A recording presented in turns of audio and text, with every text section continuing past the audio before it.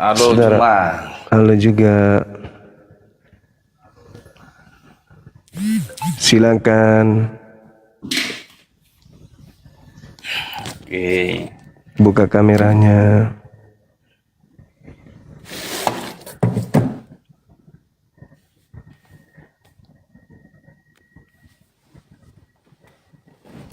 Alamak, ban dalam mobil truk. Ban dalam mobil. Iya, mobil yang ini. Enggak pakai otak. Gimana saudara? Yesus mengatakan kamu tidak akan melihat aku lagi sampai hingga engkau berkata diberkatilah dia yang datang dalam nama Tuhan. Pertanyaan saya, ketika Yesus berkata demikian kepada murid-muridnya, sampai hari ini apakah orang-orang yang mengaku bertemu Yesus termasuk Paulus pernah mengatakan bahwa diberkatilah engkau yang datang dalam nama Tuhan? Pernah atau tidak pernah? Silakan. Di mana ayatnya itu? Matius 23 nomor 39. Matius 23 39. 39. Enggak apa-apa, kita simak ayatnya. Apa yang dituliskan di situ? Ya, silakan. Matius 23 ayat berapa? 29. 29. Ini aku bacakan aja. Celakalah kamu, hai ahli-ahli Taurat dan orang-orang Farisi, hai kamu orang-orang munafik, sebab kamu 39. mananya ini? 29 kok belum 39, ntar aku baca juga. Kayaknya Dan aku mengantuk berkata, ini orang. sebentar, aku baca nih. Dan aku berkata kepadamu, mulai sekarang kamu tidak akan melihat aku lagi hingga kamu berkata, diberkatilah dia yang datang dalam nama Tuhan. Engkau tidak akan melihat aku lagi. Dan aku berkata kepadamu, mulai sekarang. Masalahnya apa ini? Engkau tidak akan melihat aku lagi hingga kamu berkata diberkatilah dia yang datang dalam nama Tuhan. Ada enggak ketika Paulus mengaku yang datang kepadanya itu adalah Yesus, tiba-tiba Paulus mengatakan diberkatilah engkau yang datang dalam nama Tuhan?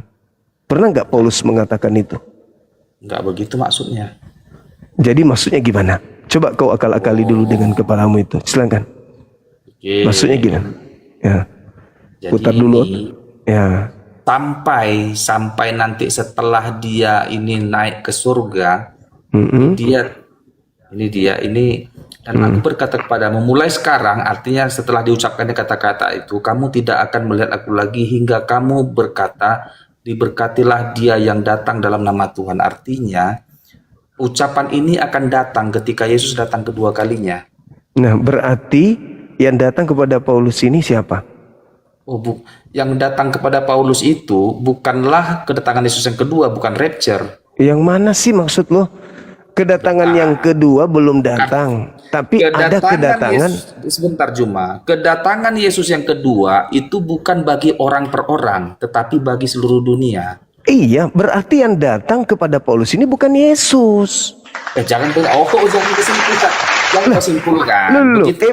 Begini yang salah kita memang Yesus pernah mengatakan, memang Yesus pernah mengatakan bahwa ia akan datang orang per orang gitu. Pernah? Kau juga emang pernah Yesus berkata, aku datang kepada orang per orang? Ya, itu Anda mengatakannya. Katanya ucapan Yesus itu nanti untuk semua orang. Gimana ceritanya? Yesus kan, engkau tidak akan melihat aku lagi. Engkau tidak akan melihat aku lagi.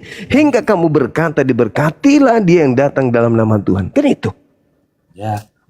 Nah, berarti yang datang kepada Ananias, yang datang kepada Markus, yang datang kepada Matius, penulis Wahyu, dan juga Paulus itu bukan Yesus. Lu, gimana orang ini? Gimana orang ini? Kok jadi kau yang bilang bukan Yesus? Itu kan Yesus mengatakan, engkau tidak akan melihat aku lagi. Engkau tidak melihat aku lagi. Kesimpulanmu, ya kan? Sampai engkau berkata. Enggak laku. Ya, kamu menolak memang pasti kau tolak. Pasti kau tolak. Kesimpulanmu nggak laku. Iya, pasti kau Artinya tolak. begini. Musuhmu itu Biblemu. Sebentar, kok menolak? Alangkah Aku berpikir indahnya, gini cuma. Itu mah lagu alangkah Kalau memang indahnya. apa yang kau nyatakan itu kuiyakan, baru itu kok enak. Oh, berarti kau sudah bukan Kristen itu namanya. Kau bukan lagi si jahat Kau nih. kalau begitu. Sekarang gantian. Kamu bukan si jahat lagi Akan kalau begitu. kubuktikan bagaimana kau boleh menertawakan aku, tetapi kau boleh menertawakan apa yang kuimani boleh, tapi jangan kau tertawakan apa yang nggak kami aminkan. Masa Ih, kok masalahnya memang Yesus mengatakan akan banyak orang datang sebagai penyesat memakai contoh. namaku. sekarang Kan kamu aku bukan kasih- pengikutnya. gantian dulu, coba aku tanya keislaman, lalu aku akan tertawa yang kau imani dan ku ketawa'i. Ya, silakan untuk Gantian Anda ya, gantian. bertanya. Tadi kan Iya, aku tanya ini, Iya, silakan. betapa eloknya ini. Juma, apakah benar Juma di dalam di lubang hidung kejadian cuci-cuci itu ada setan di lubang hidung pada saat Iya. mencuci-cuci? Betul. Betul? Betul. Ada setan? Ada. Ada. Ya. Itu enak ketawa aku. Bagaimana sekarang- mungkin seka- ada setan bergelantungan di hidup? Itu baru enak. Sekarang sekarang kau bantah ketawamu itu dengan Efesus 2 nomor 2 bahwa Jadi, iblis sebentar, itu Juma, sebentar. dengar. Aku sebentar. Saya kasih data. Jadi saya kasih aku data. tertawa Saya atas kasih apa yang kau data. imani. Saya Artinya kasih bagaimana mungkin data. kau mempercayai ada Saya kasih data samamu supaya kamu itu menampar mulutmu sendiri. Bibelmu mengatakan bahwa iblis itu bertahta di udara. Itu loh. agar jangan kau mentertawakan apa yang tidak kuimani. Dengarkan. Di dalam kitab yang kau imani, Efesus 2, itu jelas dikatakan di data nomor 2-nya bahwasanya iblis itu yang Bentar, berkuasa Efesus di 2 udara. Ayat berapa? Efesus 2 ayat berapa? Biar jangan mencela-mencela. Nah, silakan kau baca nomor 2-nya, silakan. Efesus mana nih Efesus ini? Nah, itulah dia. Silakan. Bentar dulu ya. Apa yang mau kau apakan? Begitu. Kau boleh mentertawakan apa yang kuimani. Jangan kau ketawain apa yang enggak kami imani. Enggak kami Lah, masalahnya kamu itu membantah Yesus itu loh. Kenapa kau membantah Yesus? 2 ayat berapa Juma? Kenapa kau membantah Yesus? Karena memang kau itu bukan Ayat berapa? Enggak masalah lah. karena kamu itu bukan kemudian Efesus 2 ayat berapa? 2. Ayat berapa? Ayat Efesus 2 ayat 2. Iya. Oke. Enggak apa-apa aku bacanya Alkitab tanganku nih. Apa katanya? Semua adalah kasih karunia, semuanya adalah ayat 2 kayak kamu hidup di dalamnya. Oke lah, aku baca dari satu lah ya biar jangan ada yang 47. Iya. Kamu dahulu sudah mati karena pelanggaran dan dosa-dosamu. Kamu hidup di dalamnya, maksud dalam dosa ini karena kamu mengikuti jalan dunia ini. Karena kamu mentaati penguasa kerajaan angkasa, yaitu roh yang sekarang sedang bekerja di antara orang-orang yang durhaka. Oke. Jedar kan? Jedar. Kayak gitu ya. Sekarang Dalam gini, dengar sebentar. dulu, saya jelaskan. Pelan-pelan biar Iya, metode iya. diskusinya jelas. Oke, saya jelaskan Kau boleh sama. bertanya, tetapi ku iyakan atau ku tidakkan, silakan. Iya, silakan. Anda harus Kau yang membantah. tanya. Anda harus membantah. Di dalam kitab yang Anda baca barusan, ya, Efesus itu, di situ dikatakan kata air. Air itu adalah udara. Iblis itu berkuasa di udara. Dan diterangkan di data itu bahwa udara yang dimaksud yaitu orang-orang jahat. Berarti iblis itu berkuasa kepada orang jahat, di mana orang jahat itu padanya keluar masuk udara, di mana udara itulah iblis di situ. Maka tidak salah hadis Al-Quran itu, hadis yang menjelaskan tentang Al-Quran seperti itu adanya. Betul nggak Efesus ini? Apa hubungannya? Nggak ada hubungan Alkitab dengan hadis. Bukan, saya terangkan kepadamu bahwa apa yang diterangkan hadis itu. Jangan Dengar dulu. selempet-selempetkan Al-Quran dengan hadis kan. Saya Dan kembalikan aku pun kepadamu. nggak suka Saya menrempet-rempetkan kembalikan Alkitab dengan hadis. kepadamu, Enggak, Tuyul. Saya Alkitab, kembalikan Alkitab, kepadamu. hadis. Saya kembalikan kepadamu kitab lu, bukan hadisku. Kitab lu yang saya tanyakan sama. Betulkah Efesus 2 mengatakan bahwa iblis berkuasa di udara? Itu dulu. Jangan kau mute aku. Betul tidak kitab lu mengatakan iblis itu berkuasa di udara? Betul? Iblis itu penguasa-penguasa angkasa, benar? Iya, udara kan? Betul kan? Bukan angkasa, itu bukan udara. Angkasa, baca original teksnya. Di situ kata air. Air itu artinya udara dalam bahasa Indonesia. Makanya kau belajar. Kau belajar. Dan ternyata di situ dikatakan roh yang sekarang sedang bekerja pada orang jahat. Pertanyaan saya, manusia hidup dengan kejahatannya disebabkan karena keluar masuknya udara pada diri mereka, betul? Manusia hidup, ulang lagi. Hidup karena adanya udara yang keluar masuk di dalam tubuhnya, betul? Iya, hirup oksigen. Orang jadi jahat karena adanya iblis yang masuk ke dalam dirinya, betul? Maksudmu udara itu adalah iblis? Bukan, iblis masuk ke dalam tubuh manusia berdasarkan dengan dalil Efesus 2 nomor 2, iblis itu masuk ke dalam tubuhmu melalui udara. Oh, salah. Oh, itu dalilnya. Waduh, bukan Dia tertawakan dalilnya Makanya sendiri. pemaknaanmu ayat ini salah. Dikatakan jelas kok di dalam kitabmu begitu kok. Benarkan jawabanmu jika benar, akan kusalahkan jika salah. Tanya. Sekarang penguasa iblis itu berkuasa atas apa? Tanah atau udara? Iblis adalah penguasa kerajaan-kerajaan angkasa, katanya. Kerajaan angkasa. Angkasa maksudnya di sini apa? Angkasa itu ini dunia atas ini, alam dunia atas. Kamu bisa masuk ke dalam original teksnya, betulkah angkasa atau udara? Kau baca nggak? Kita baca bahasa Indonesianya aja, atau kita buat sekarang.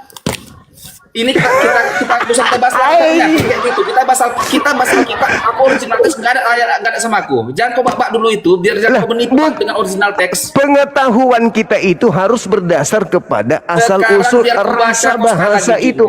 Air dalam terjemahan yang sesungguhnya itu udara. Berarti iblis penguasa udara, yang menguasai udara. Iblis masuk ke dalam tubuhmu melalui udara. Sebentar. Maksudmu gini, maksudmu cuma aku hirup napas nih. Masuk iblis, masuk iblis, masuk iblis. Ya, bisa iblis, jadi. Kenapa tidak? Kan dikatakan Efesus 2 nomor 2. Ya Allah. Ya, memang kayak begitu. Memang kayak begitu. Memang kayak begitu. Itu di Efesus menjelaskan seperti itu. Mungkin maksudmu gini ya. Aku hirup napas nih. Iblis masuk ke bisa jadi, kenapa tidak? Kalau tubuhmu itu penuh kenajisan, kenapa tidak? Lah itulah kamu. Masa kayak gitu kau jadi gurunda? Saudaraku. Masa kayak gitu pemahamanmu jadi gurunda? Saudaraku, dengarkan saya. Tuhanmu saja itu bentuknya roh. Oke? Yesus anak manusia? Bukan. Tuhanmu roh. Sama seperti iblis juga roh. Apa? Bilang kau Yesus itu Saya tidak berbicara Yesus, Tuhanmu roh. Bapak itu roh, benar. Nah itu, Bapak itu roh. Iblis roh juga enggak? Sabar. Kok disuruh sabar pula? Iblis roh juga enggak? Disuruh sabar pula. Juga roh jahat.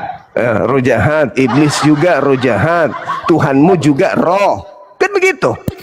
Nah, berbicara mengenai hal seperti itu, apakah Anda ingin mengatakan bahwasanya Tuhanmu itu adalah iblis karena sama-sama roh? Oh, salah, itu lebih kalkulasi. Kok salah pula? Tuhanmu roh, iblis roh. Bedanya di mana? Oh, iblis roh jahat. Kan jahatnya itu karena karakternya doang, tapi wujudnya. Oke, sekarang gini, kau manusia. Kau manusia, aku manusia. Apakah kau adalah aku? Kan enggak. Iya, memang enggak. Bukan. Tapi kita sama-sama manusia. Kita sama-sama manusia. Kau manusia, aku manusia. Okay. Apakah aku adalah Juma? Oh tidak, tapi kita sama-sama manusia enggak? Kita sama-sama manusia enggak? Betul, sama-sama manusia. Tuhanmu roh, iblis roh. Sama-sama apa dia? Sama-sama apa? Sama-sama apa? Ya sama-sama roh. Lalu kau bilang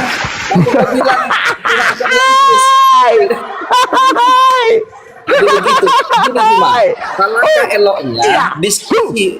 Kau boleh ketawa atas apa yang kami imani, boleh. Kamu dengan saya sama-sama manusia. Tuhanmu dengan setan sama-sama roh. Iya. Berarti derajat Tuhanmu dengan derajat iblis sama. Enggak berbeda. Loh, kok beda lagi? Iya, dengan saya sama. Oke. Masalah generasi. Boleh ganti topik? Ya, masuk ke topik ini, masuk kembali ke topik. Anda yang membawa saya terlalu jauh. Oke, kita Silakan ganti masuk ke topik topik. ya. Ada nggak kemudian orang-orang Ganti yang aku lagi. menerima penampakan Yesus berkata, Kalau main catur, aku dulu bidak putih, kau bidak hitam sekarang. ya, ada nggak kemudian orang-orang yang mengaku bertemu Yesus mengatakan, diberkatilah engkau yang datang dalam nama Tuhan. Ada nggak? Belum, karena Yesus belum datang untuk yang kedua kali. Berarti yang datang kepada Paulus dan teman-temannya itu bukan Yesus. Dah, selesai. Silakan. Kedatangan Yesus yang kedua, rapture itu di awan-awan, dilihat oleh semua manusia nantinya. Dan sebelum itu datang, Yesus mengatakan, engkau tidak akan melihat aku lagi. Berarti yang dilihat oleh mereka, siapa? Jadi yang bertemu dengan Paulus ketika perjalanan ke Damaskus itu adalah Yesus, tapi bukan kedatangannya untuk Yesus berkata, engkau tidak akan melihat aku lagi. Engkau tidak akan melihat aku lagi. Betul? Oke, gantian.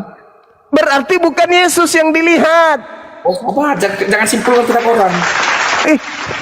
Berbunyi, hingga engkau berkata, diberkatilah dia yang datang dalam nama Tuhan. Itu akan terjadi, ucapan itu akan tiba ketika Yesus sudah datang yang kedua kali di atas. Berarti selama aku belum datang, engkau tidak akan melihat aku.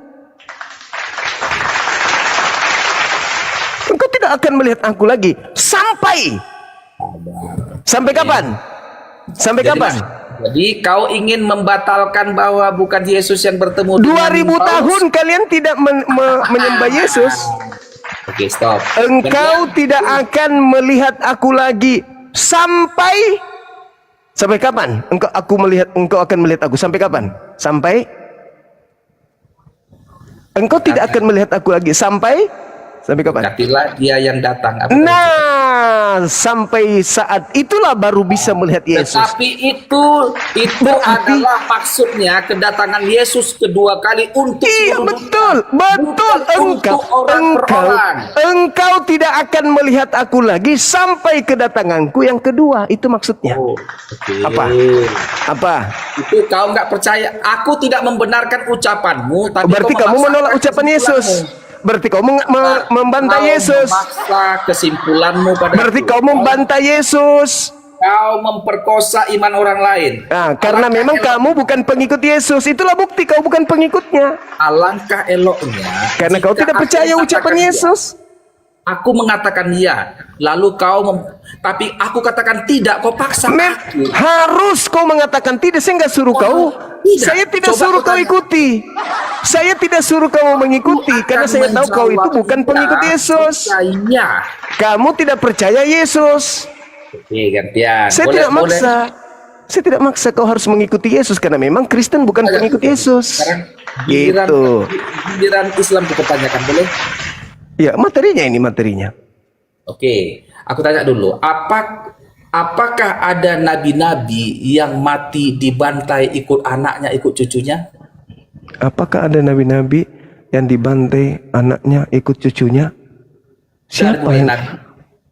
Siapa? Zakaria nggak ada diberitakan anak cucunya, nggak ada. Yahya nggak ada diberitakan anak cucunya, nggak ada. Kenapa pertanyaanmu kayak gitu? Biasanya kalau ada terjadi sebuah hukuman, ada juga nih, seperti contoh ya. Nabi ada Imam Eli, tapi dia kayaknya bukan nabi, Imam Eli.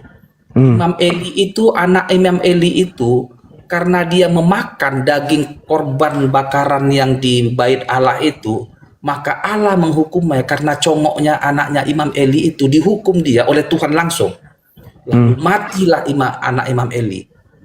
Ya, jadi Saul juga karena dia mendahului Samuel yang bukan haknya, yang seharusnya Samuel orang Lewi lah yang akan mengadakan korban bakaran, menanyakan apakah menang perang atau tidak. Karena kecerobohannya, kesalahan Saul dan anaknya pun dihukum mati. Ya, terus apa itu hubungannya apa? Dan kita lihat Muhammad, kayaknya perang di Karbala bukankah terjadi peristiwa mengerikan terhadap cucunya Nabi dan juga cucunya juga Ali bin Abi Thalib. Terus apa masalahnya? Apa pembelaanmu terhadap begitu tragisnya kematian para keluarga Nabi ini? Iya, nggak ada hubungannya dengan iman saya, nggak ada hubungannya. Karena Nabi Muhammad datang dalam sejarah tidak ada, kalau tidak karena sebuah perbuatan yang salah, hukuman tidak akan dijatuhkan bagi orang benar. Kalau memang nabimu benar, bagaimana mungkin keluarganya mati dalam situasi seperti itu? Iya. Masalah generasi. Lalu bagaimana dengan Nuh? Sabar. Coba bagaimana terangkan dulu apa penyebab. Bagaimana dengan Nuh, dengan anaknya, dengan istrinya? Diselamatkan? Oh ya? Betul. Diselamatkan anaknya? Diselamatkan Nabi Nuh. Istrinya, anaknya? Istrinya pun diselamatkan. Bukannya anaknya lari? Bukannya anaknya lari dari kapal? Ham, Sem, Yafet. Apalah gunanya kau bahas ini? Apa gunanya kau bahas yang kayak gini? Yang mau kutanyakan adalah bagaimana mungkin Nabi keluarganya semua mati dengan cara mengenaskan? Lah bagaimana pula kalau Tuhan mati mengenaskan? Sekarang Tuhan, oke, ku jawab. Nanti ku jawab. Lucu orang ini. Sebentar, Tuhan Yesus mati mengenaskan. Memang dia menuju ke situ. Dia tidak. Itu ceritamu.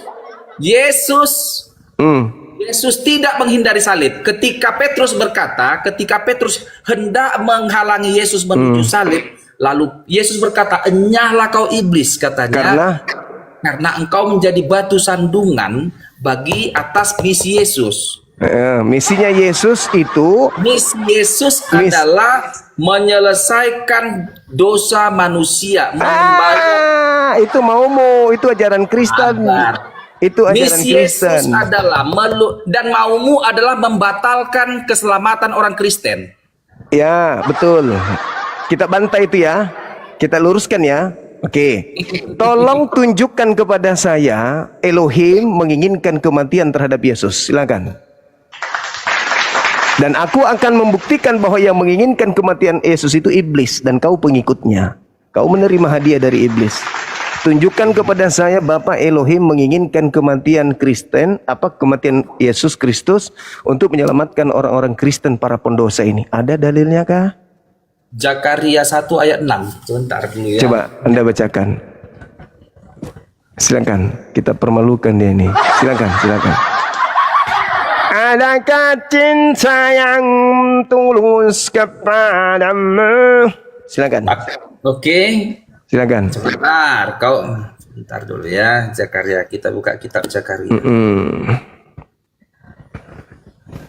Silakan.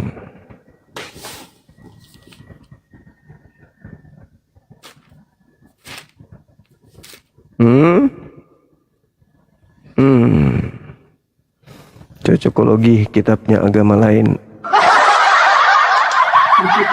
Tanpa kitabnya Yahudi hancur Kristen ini. Masuk.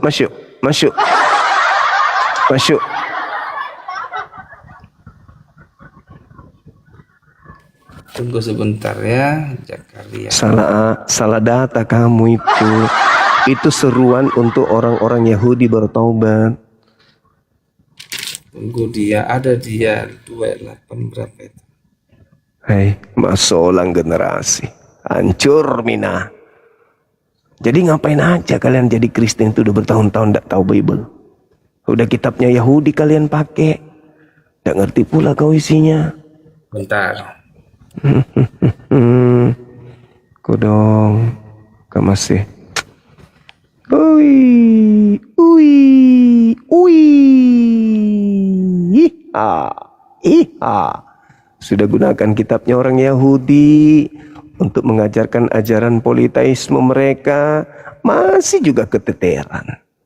Zakaria 1 itu menjelaskan tentang pertobatan. Masoleng lapik dak. Allahu Akbar. 2000 tahun. Bayangkan itu, ternyata yang datang bukan Yesus. Jedar.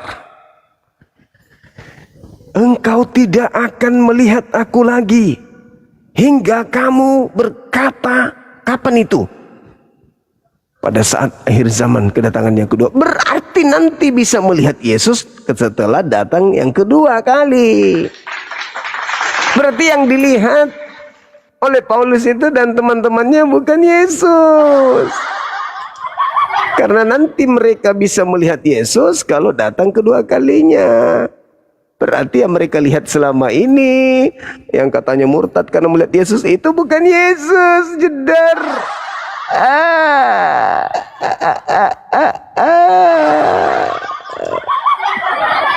Ternyata yang mereka lihat selama ini, yang mereka sembah bukan Yesus. Udah ku bilang, kalian bukan pengikut Yesus, tapi pengikut Kristus. Alhamdulillah banyak yang beli buku, teman-teman. Termute. Ntar Zakaria 12 ayat 10 kita lihat dulu. Ternyata saudara-saudara Zakaria 12 dibilangnya Zakaria 1. Roh Kudusnya salah ingatan. Silakan.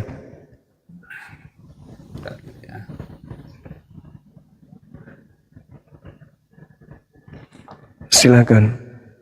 Oke. Aku akan curahkan roh belas kasihan dan permohonan atas keluarga Daud, atas penduduk Yerusalem. Iya. Mereka akan memandang aku yang telah mereka tikam. Oh, kata-kata tikam lagi, gara-gara tikam makanya lari ke Yesus lagi nih. Wah, pandai-pandaian. Oh, seakan-akan cuma satu orang yang ditikam. Sebentar.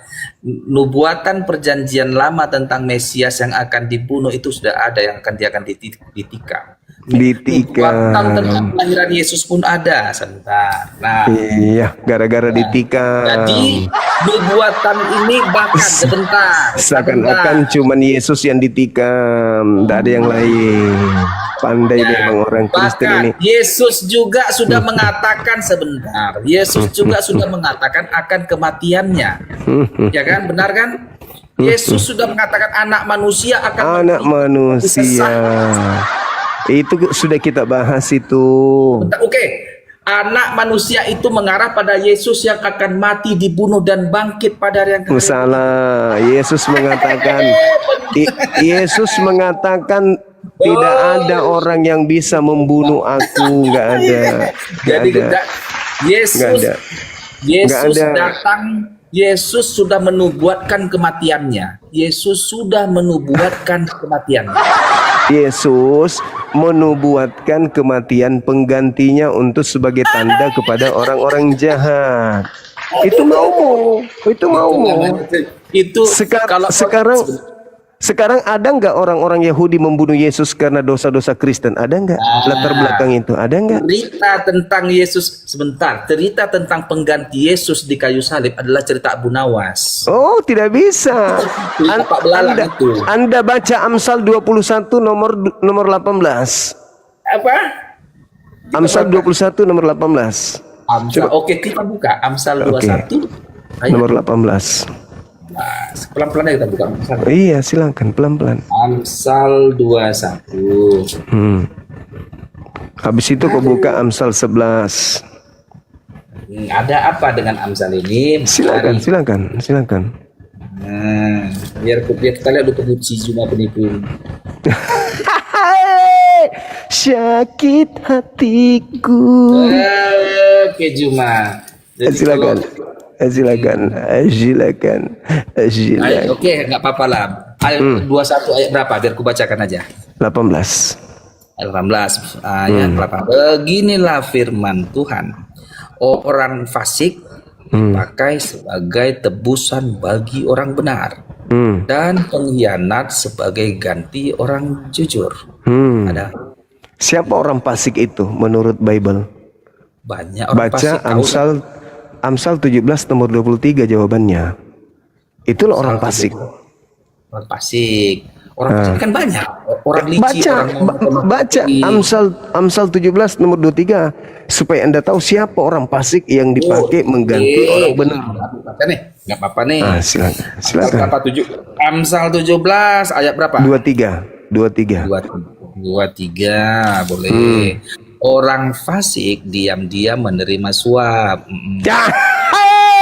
Belokkan dari hukum. Oke. Siapa yang makan suap? Yesus atau Yudas? Oh, jangan kau cocok-cocokkan ke situ. Iya.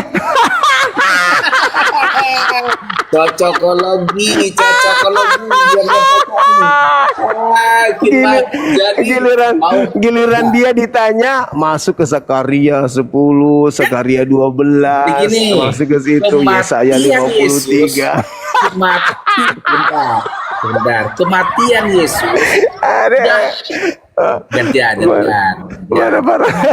Kawan, kematian Yesus sudah dinubuatkan oleh Yesus sendiri. Tetapi kematian nabimu dengan kematian anak dan cucunya tidak dinubuatkan. Kematiannya itu tragis. Allahu Akbar, Masya Allah. Allahu Akbar. Jadi sudah jelas ya. Yesus yang mati datang siapa? sendiri menuju salib. Yang mati siapa? Dosa Victor ini ditebus. Yang mengganti. Kenapa kamu dihapus? Ada apa teman? Kenapa? TikTok kenapa lagi marah-marah? TikTok ngamuk-ngamuk dia. Masalah generasi.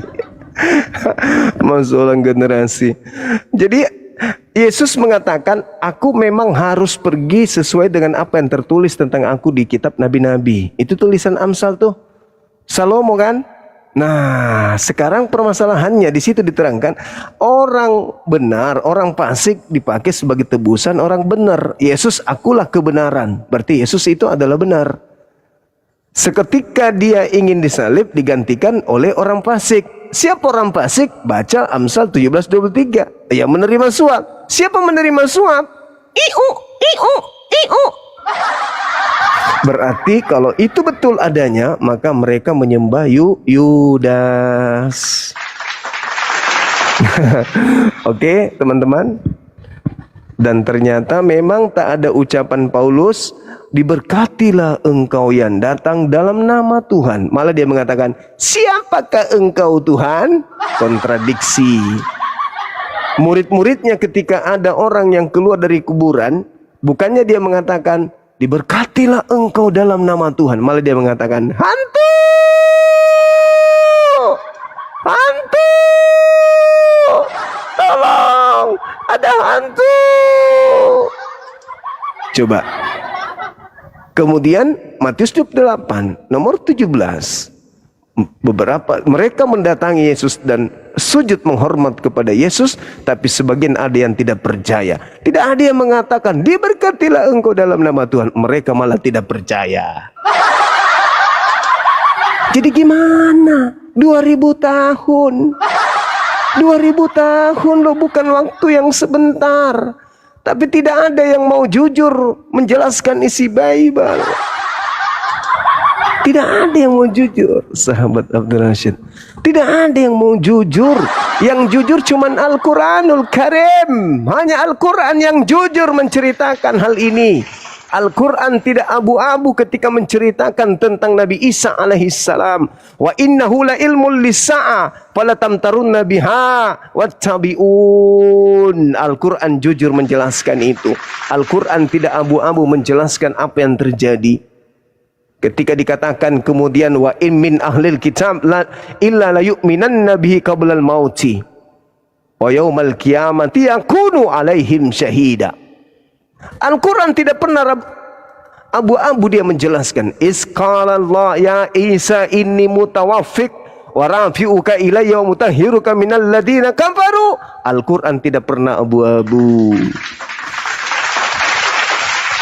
Al-Quran jelas mengatakan wa ma kantalu wa ma salabu walakin subbiha lahum. Wahai, keren sekali Al-Quranku ya Allah, sayangku padamu.